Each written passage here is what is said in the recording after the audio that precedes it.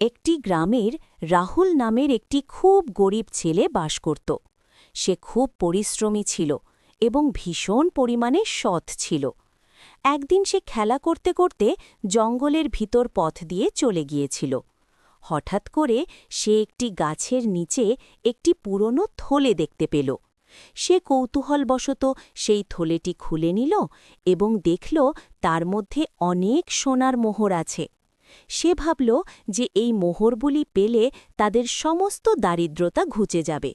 কিন্তু কিছুক্ষণ পরেই সে গাছের তলায় বসে বসে ভাবল যে এই মোহরগুলি যার, তিনি খুব বিপদে পড়বেন এগুলি না পেলে। সে তৎক্ষণাৎ গ্রামে গিয়ে সেই মোহরগুলির আসল মালিকের খোঁজ করতে লাগল। খোঁজ করতে করতে সে জানতে পারল যে এই মোহরগুলি একটি গরিব বৃদ্ধের, যেটি তার সারা জীবনের সঞ্চয়। এটি শোনার পর সে মোহরের থলি নিতিয়ে বৃদ্ধের কাছে গেল এবং তাকে থলিটি দিয়ে দিল।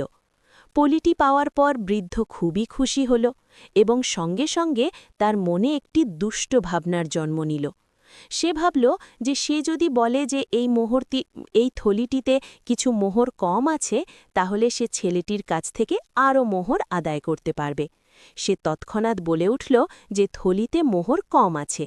রাহুল তাকে অনেক বোঝাল যে সে কোনো মোহর নেয়নি, থলিতে যা ছিল তাই আছে। কিন্তু বৃদ্ধ ব্যক্তিটি কোনো কথা শুনতে চাইল না। তখন সেই মুহূর্তে গ্রামের পঞ্চায়েত প্রধান সেখানে উপস্থিত হলেন এবং বৃদ্ধ ব্যক্তিটি বললেন যে তাহলে এই থলিটি নিশ্চয়ই আপনার নয়। তিনি সেই থলিটি পুনরায় রাহুলকে ফিরিয়ে দিলেন।